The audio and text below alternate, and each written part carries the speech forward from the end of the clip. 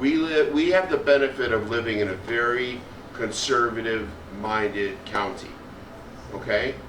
But we also tolerate those that aren't so enlightened. That's a gift, that's grace, okay? But we need to talk with them and work with them politely to let them know that there are other ways that they could be acting and improving, okay?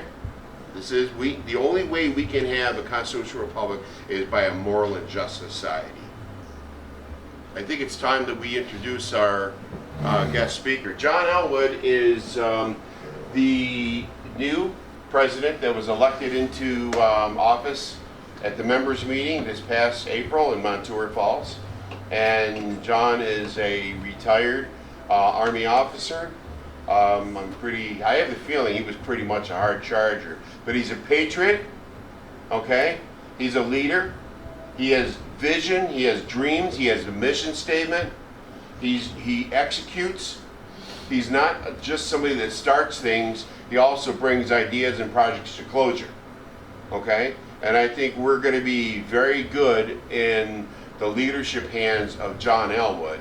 And with that, I'd like to welcome him to come out to speak today.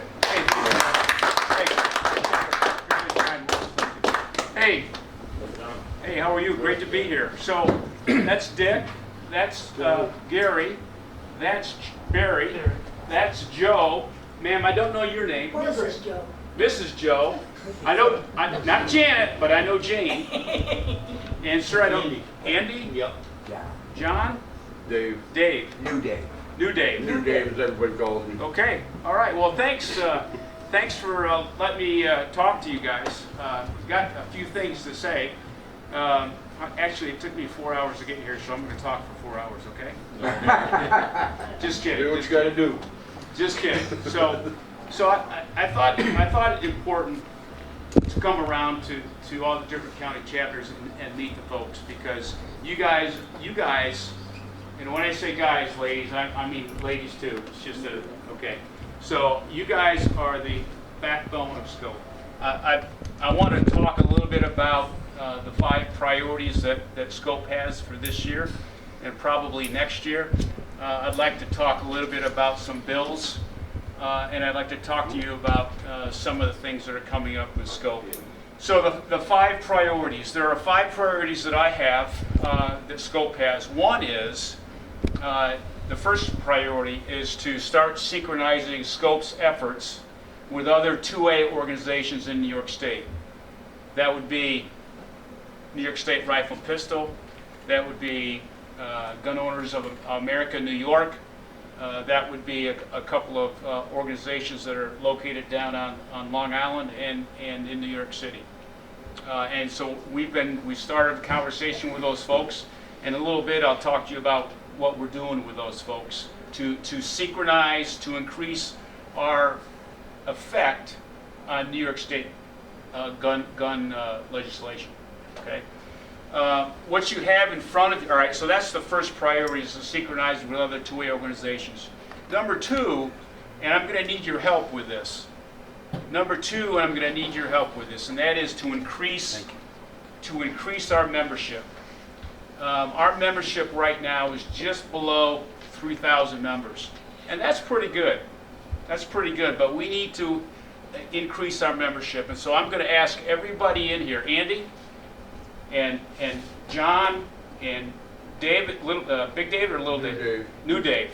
All you guys in here have friends and family and neighbors, and I'm going to ask each and every one of you guys between now and April 12th, and I'll tell you what April 12th is about in a minute, is to get a new member signed up for Scope. Now, you can go to scopeny2a.org and find this. This is our membership application, and you can print off a copy. All right, and I'm asking each one of you to do that. What I do is I typically print off, at the start of each week, I print off 10. And I carry them around with me wherever I go. And I start talking to somebody, and if I think that they're a gun owner and that they would be interested in doing this, then I ask them to sign up. And I'm from Jefferson County, that's up by Watertown, New York. And in a year's time, we've doubled the size of our chapter by doing just that. So when you guys come to the all members meeting on April 12th, when you guys come to the all members meeting on April 12th, I'm going to ask the crowd, how many here have brought in a new member today on April 12th? And hopefully everybody raises their hand. Now, why is that important? That's important because Scope has 3 ways to make money. And I hate to say this, but you know, you got to have a little money to do some things, right? The first way is membership. So we increase our membership. Number 2, Scope has quarterly gun raffles, right? So we make some money off of gun raffles. And number 3, when I say State Scope, is what the corporation. State Scope has quarterly gun raffles. And number 3 is the banquet. And this past September, we had a banquet in the Pompeii Rod and Gun Club, which is just south of Syracuse, about 15 minutes. We made $12,000. Wow. $12,000, right? And when we first started coordinating for this stuff, we went to, you know, Batavia Convention Center and a bunch of big convention centers and whatnot, $120 a head. Well, nobody's going to come for $120 a head. So we went to a Rod and Gun Club, and they have really nice facilities. In fact, if we what we're trying to, and we'll talk about next year's, but if we're trying to find a place where if we have a banquet, when we have a banquet next year, that the place has arranged that we can have a shooting competition in the afternoon. Okay, but so it's membership, gun raffles, and the banquet is how we make money. And so we made $12,000, which is pretty good this year, right? What that allows us to do is to donate to lawsuits, and we'll talk about lawsuits in a minute, and to donate to high school shooting sports. I think in January the Jefferson Lewis County Chapter Scope is bringing in a bunch of coaches, and we're asking them to talk about your league and what you guys need, and the Jefferson Lewis County Chapter Scope is, I think, going to donate some money. But number 1, synchronize with other 2A organizations. Number 2, increase membership, and I'm asking all you guys to go out and help us do that. Number 3 is to educate politicians and the public on this stuff, because a lot of politicians don't have the staff to look up this information, to look up this information here. They don't have the staff. And I'll give you an example why. My assemblyman lives 3 hours from Albany. So he works Monday through Friday, comes home on Friday, spends the weekend in Watertown, spends half of Friday, Saturday, and then Sunday he gets up and he has to drive the 3 hours back to Albany because he starts work on Monday. Well, he doesn't know what bills he's going to look at on Monday until he gets back on Sunday and looks on his computer. So he has half a day on Sunday to look at all the bills that he's supposed to comment on or vote on. And this is true for all the assemblymen and senators in New York State. So if you live in Chautauqua County and you come home for the weekend, that's what, 5 hours, 6 hours from Albany? Well, the new guy lives further away than Andy did, so he lives west. So it's a lot farther than where I am. So they don't have a lot of time to read this stuff. So when we do the work for them, when you see when this is handed out and you see a thing like this, it's incumbent upon you to at least be familiar with it, so that you can go to your assemblyman and your senator and your friends and your neighbors and your sheriff and whoever and talk about these bills, because a lot of these bills are crap. And we'll talk about these bills in a minute. Okay? So number 3, educate your politicians and the public on some of these bills. Number 4, make a bill. Last year, I was sick and tired of playing defense. And I've been in Scope for a while. All we did was play defense. So I said, what can we do? And so at one meeting, my senator showed up at our meeting, and I said, "Hey, Mark, would you support an open carry bill in New York State?" And I'm talking about right here on the hip, walking down the street of Mayville with my pistol on my hip, and everybody could see it. That's open carry. And he said, to my surprise, he said, "Yes, I'll support that bill." And so he and I wrote the bill. And so now it's in the legislature, in the assembly, and will it go very far? Don't know. But this year, I see you, Joe. I hear you. But we're starting to push back, right? This is where you start. I hear you, right? So this year, what we're doing is we're going to other assemblymen and other senators, and we're seeing if they can co-sponsor the bill. And we're going to start to push back. And that's, so I need some help with, if you have an idea on a bill, bring it forth. Go to your senator and go to your assemblyman and have them write that bill. You guys can do it as well as I can. You're all smart folks. Yes, sir. We had a member in 2014, remember Tim, his name was Tim Gard. Some of you old timers remember him. And he brought that up at the members meeting in, when we used to have our annual meeting at the Ride and Gun Club north of Syracuse in Clay, New York. Yep. 2014 he brought that, and he said if we need a crash test dummy, he goes, I'm willing to strap mine on and walk around to City Hall in Buffalo. Yep. Yep. There's a problem when police, love the police. Don't get me wrong, but they walk down the street with something on their hip. What I don't like is when somebody like Andy walks down the street with something on his hip, and somebody goes, oh no, he's got a gun. That's a battle. That's a battle against the culture of guns, and we have to fight back against that, right? There's no reason why, if you have a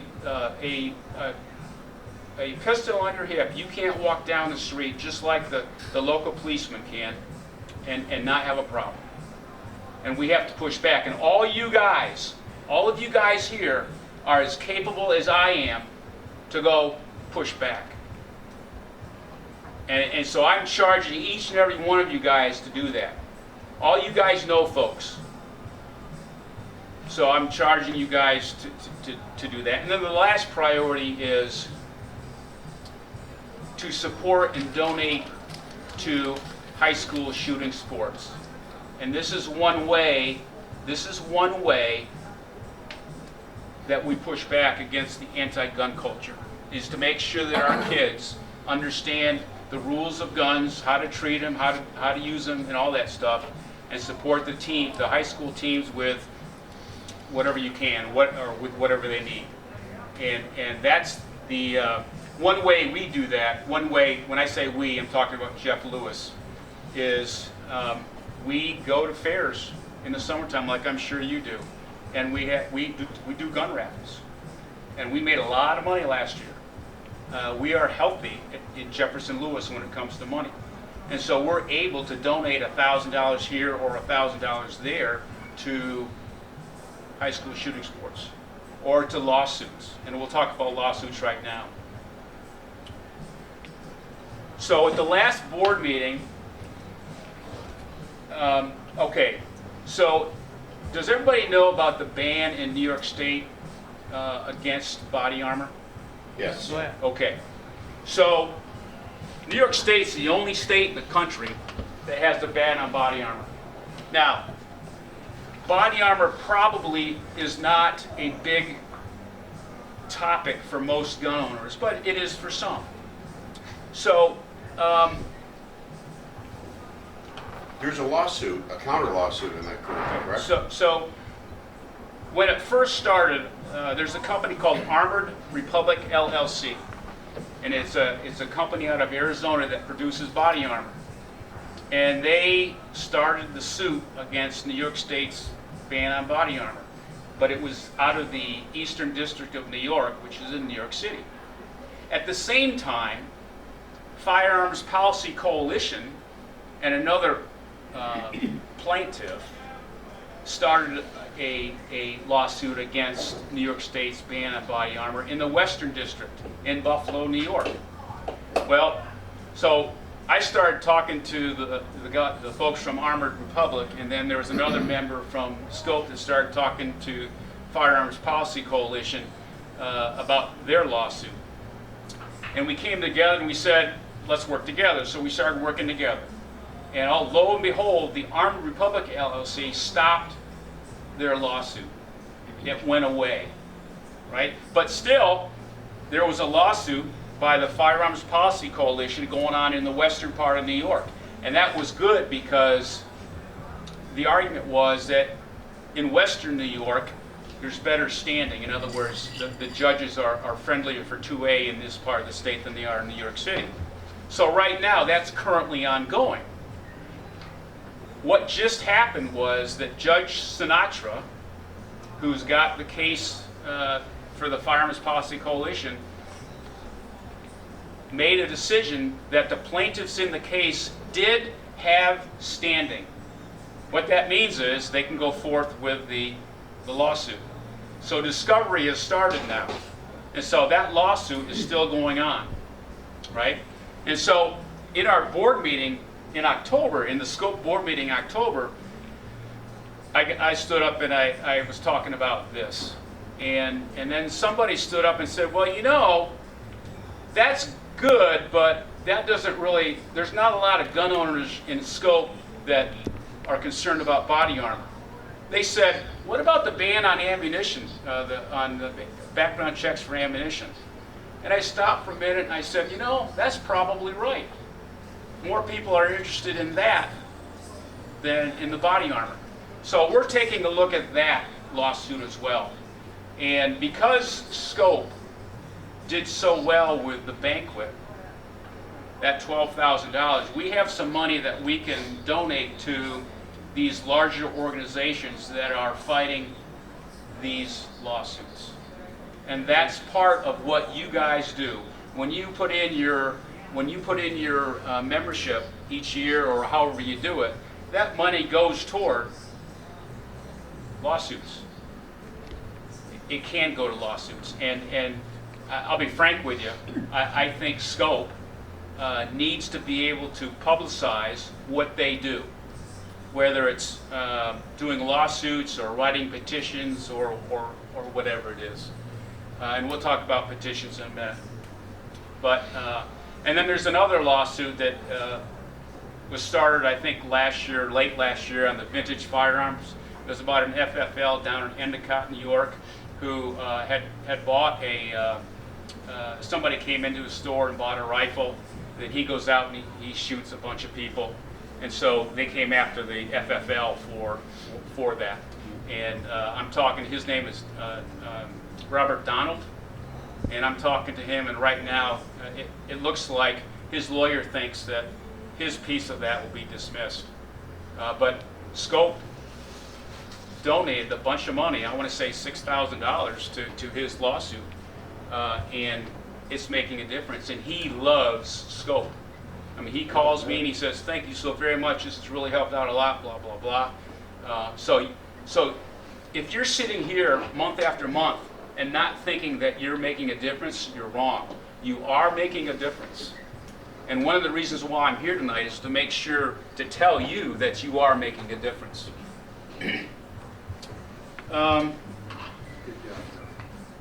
So, good job, Andy and Gary and Dick and Joe and Margaret and Jane.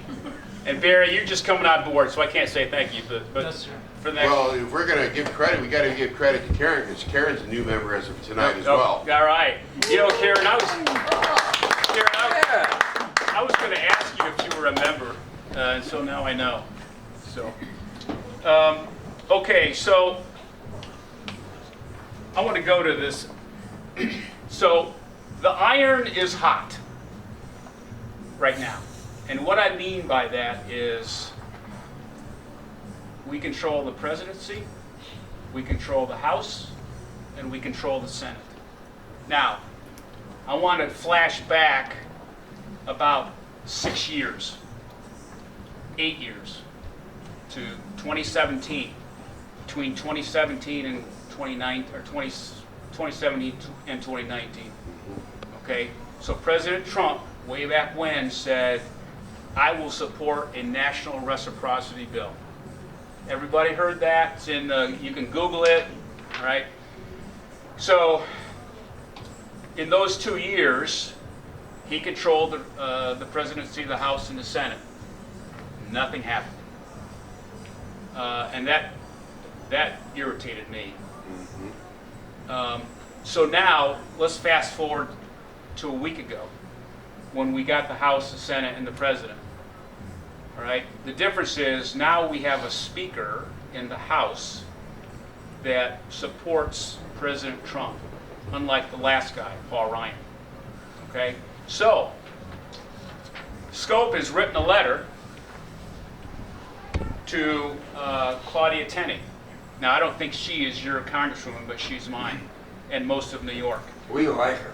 We do. Yeah, I know. We do like her. We do. Okay, that's right. Us too. That's right. We first met her in 13. She'd be a good speaker, by the way. But anyway, I wrote her a letter. I sent it in the mail yesterday, and I'm putting the same letter tomorrow in the mail to President Trump and to Speaker Johnson. And I want you to read. I'll read this letter to you because this is what we're pushing for.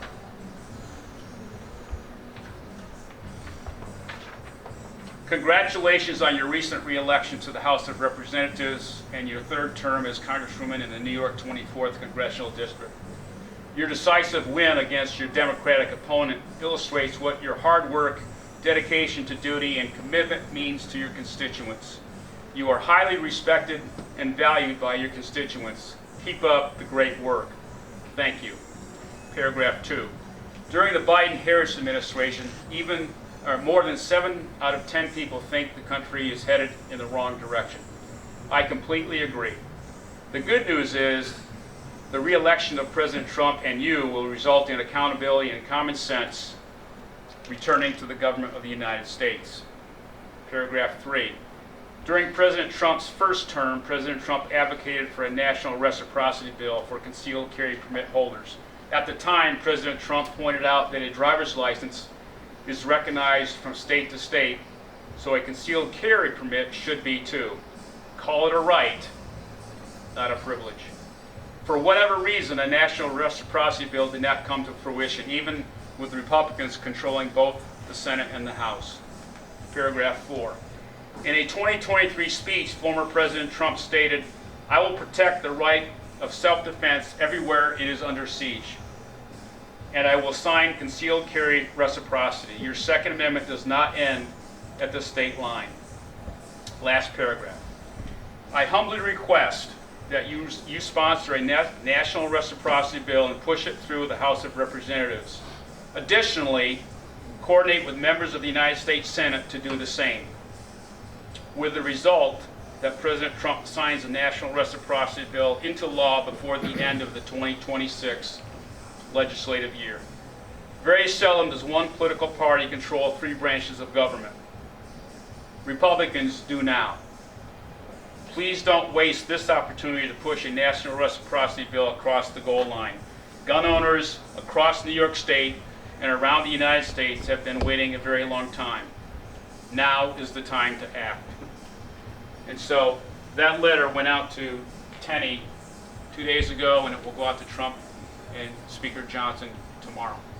So the time is now is the time to push this stuff. And so the reason why I say this to you is I want you to understand that Scope is not sitting on its laurels doing nothing.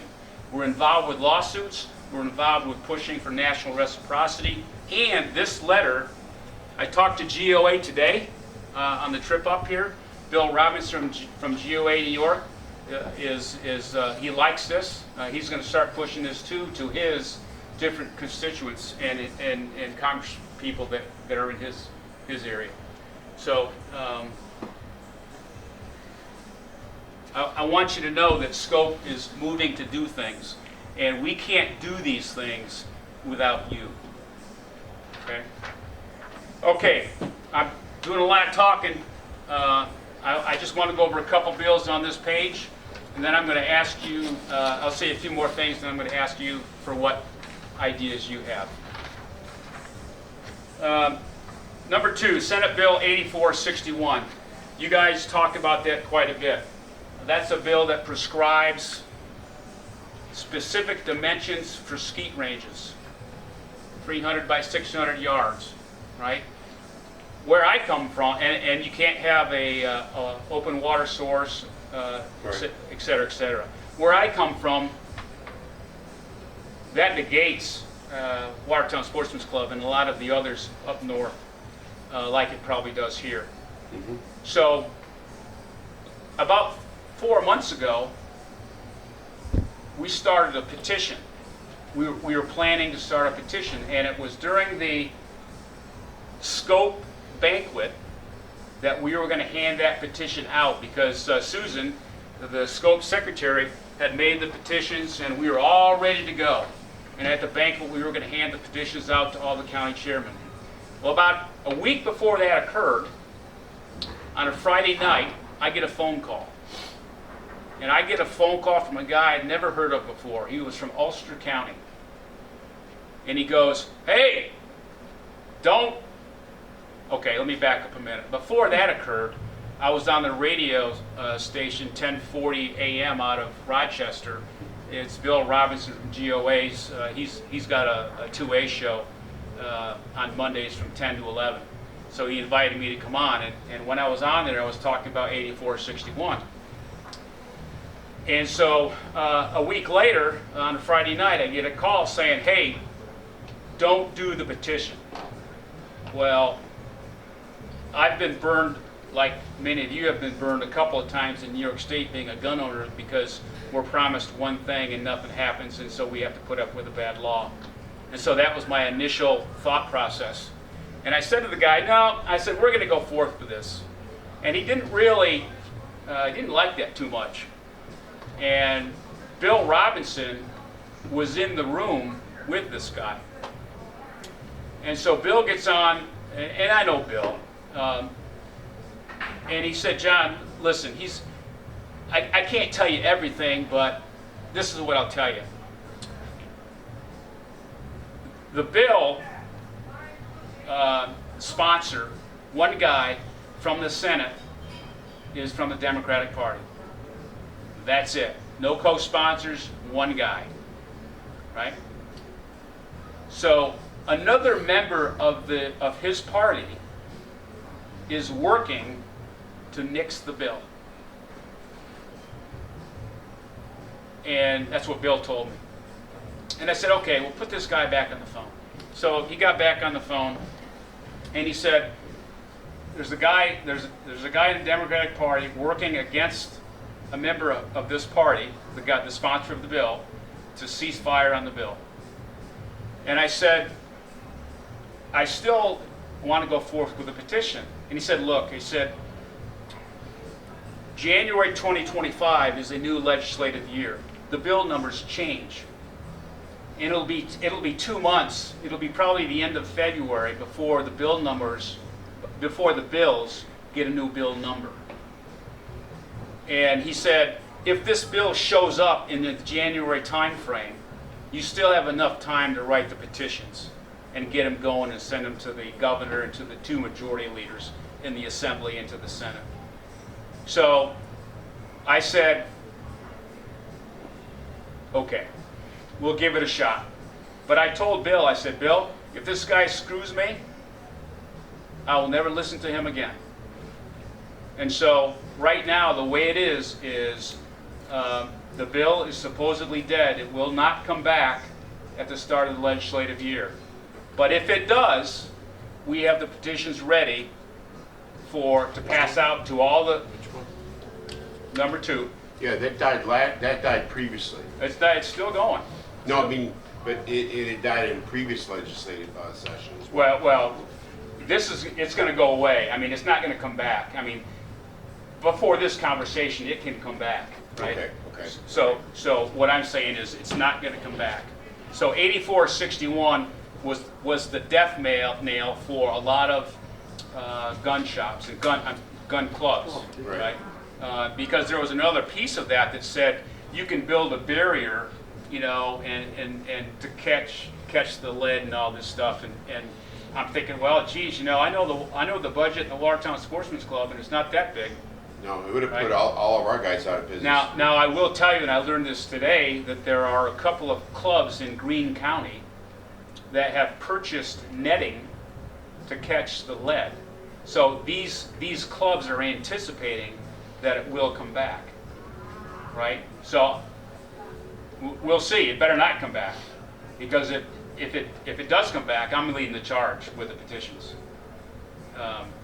And so that's where that bill is at right now. I wanted to give the guy the benefit of the doubt one time. We'll see how it works out. Yeah, that's right. That's right. Now, if we do have to do the petitions, we're ready right now with the petitions. And we did a petition late in 2023. I can't remember what it was. We sent like 3,000 signatures to Albany, to the governor and to the two majority leaders and to the minority leaders as well, about something. I can't. It was against the CCIA. I think you're right. Yeah. So, and then, so that's the history of that bill. That document that you have, that's the 5 most egregious bills that we see coming out of Albany right now, that Scope sees coming out of Albany right now. If you guys see a bill, Scope used to have what's called position papers, and so I'm trying to bring those back. And so we've written about 5 or 6 position papers right now. If you see a bill that you think that needs to be in the position papers, and it's going to be a little binder that Scope produces, let me know, and we'll add it in there. If you can justify that it's a one that needs to be in there. But couple more things. Couple events coming up. The all members meeting, April 12th. It's a Saturday in Montour Falls. We talked about that. What's the date again, John? April 12th. Love to see all you guys there. The only thing that we still have to work on is the speaker. And unlike last year when we had a lot of speakers because it was an election year, I think this year is going to be probably toned down to 1 speaker or maybe 2, but it's going to be a members meeting. We'll get George Burrell, certainly, because he got caught up in a legislative session. Yeah.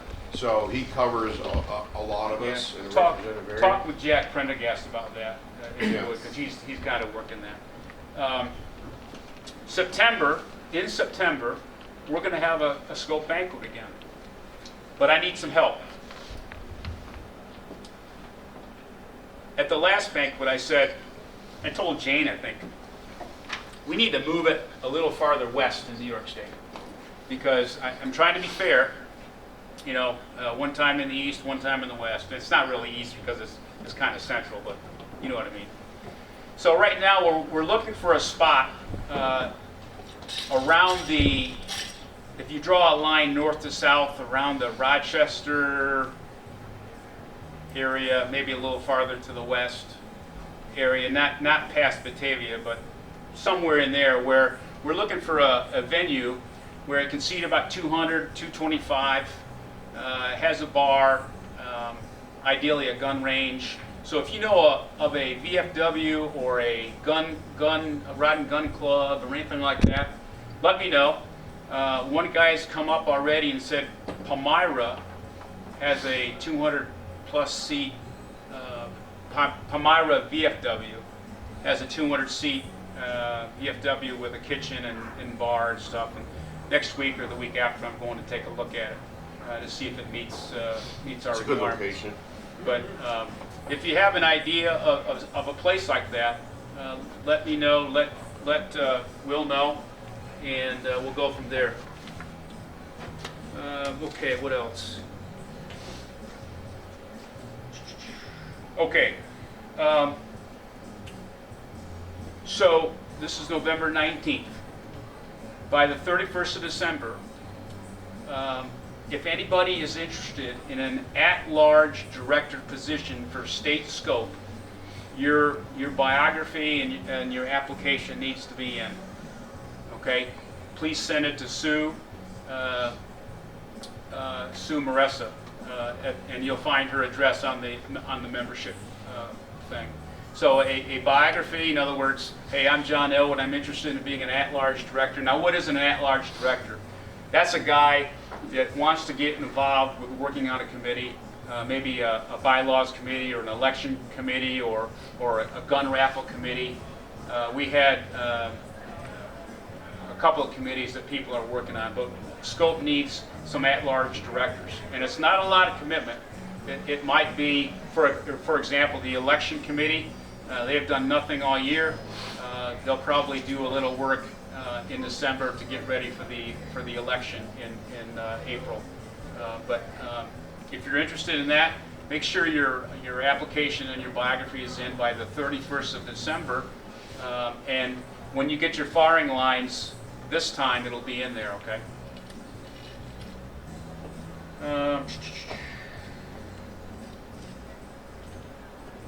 Okay. Now,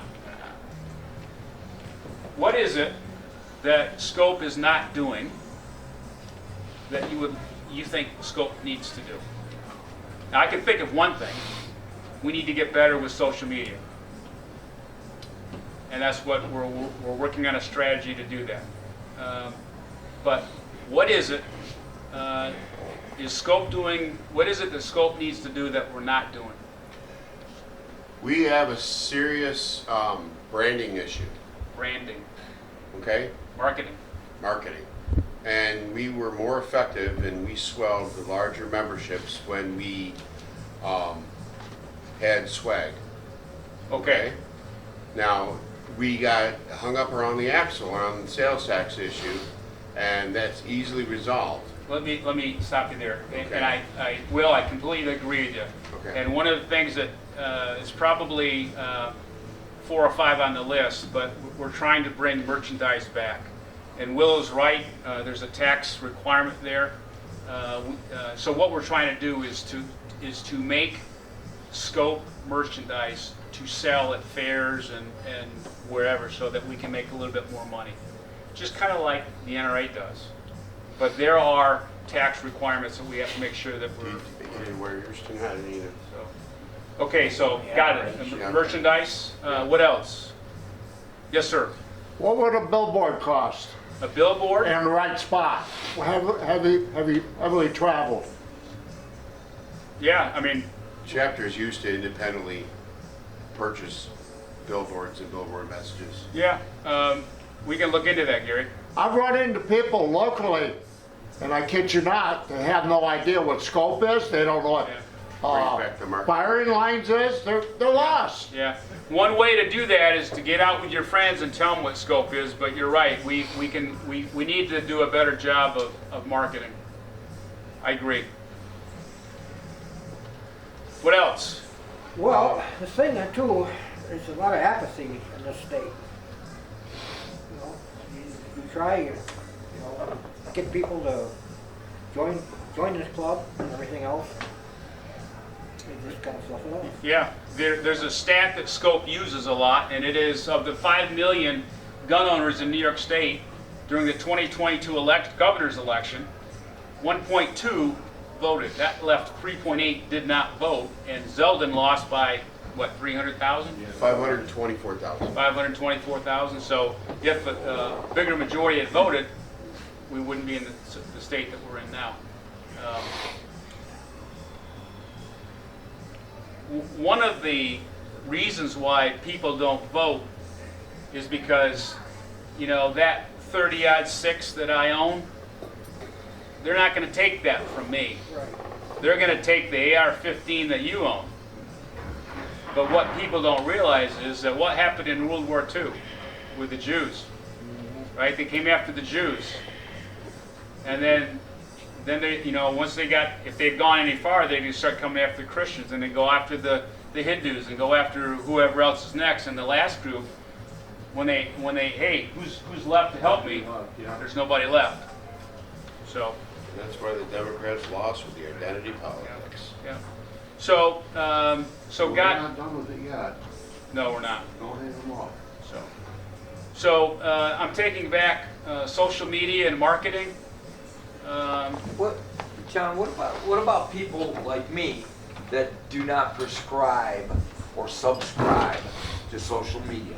I have nothing to do with Facebook, I have nothing to do with Twitter or Twatter or Tweeter or Twatter or what. You know, I don't do any of that crap because I don't like the oligarchs that run it. Yeah. So when they say go on Facebook to do this or that, I can't go on Facebook because I refuse to open an account with Zuckerberg and his Yeah. minions. You and I are in the same boat.